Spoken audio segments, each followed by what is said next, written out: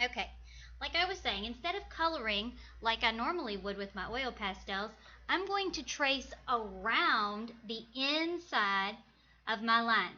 I'm going to put a nice thick layer of oil pastel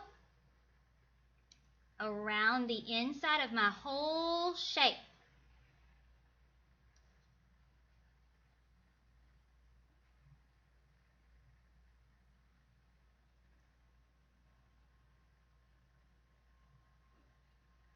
Just like that.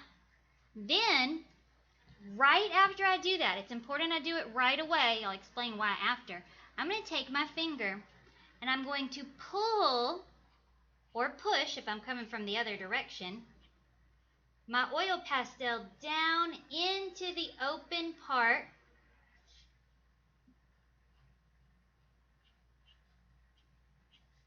to create that blended, scratchy tie-dye kind of look. Now it's important you do this right away after you trace your edges, because if you wait too long, the oil pastel will start to dry out and then it won't smear as well. And you'll notice I used my finger to do the smearing. You could use a tissue, but the problem is when you use a tissue, I'll show you right down here, it wipes off more of the color. So when you use a tissue to do your smearing and your smudging, instead of pushing it into the paper,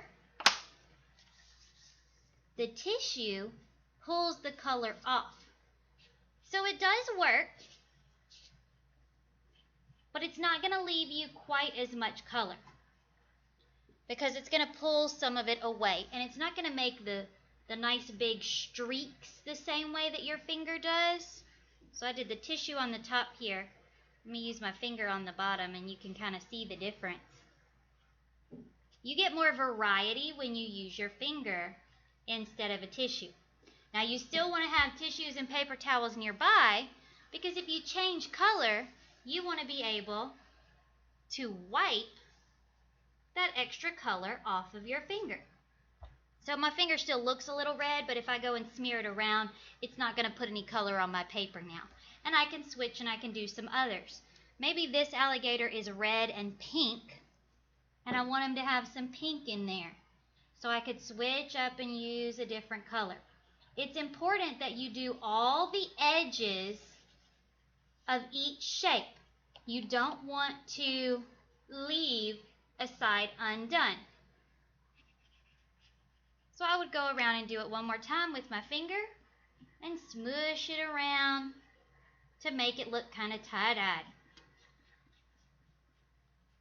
Now if you don't have oil pastels, another way to try this out is by using washable markers and water. You can go around the edges with a washable marker like I did here, and then you can take a paintbrush and you can put some water on top, and as the water dries, it blends the colors in towards the middle a little bit. So it gets a similar look. It's not going to look exactly the same, but it's pretty close. Now you'll go ahead and you'll cover your whole thing just like I did with this one, but I want to give you a word of warning.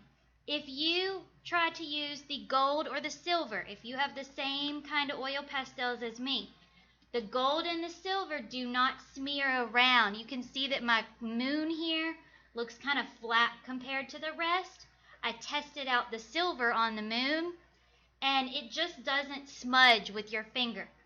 When you are doing that smearing with your finger, it should not hurt your finger.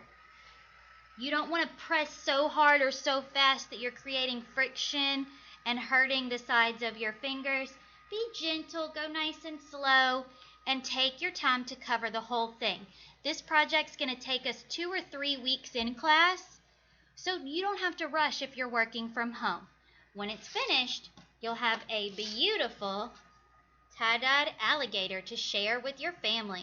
Make sure when you're done that you take a picture and send it to me on Canvas.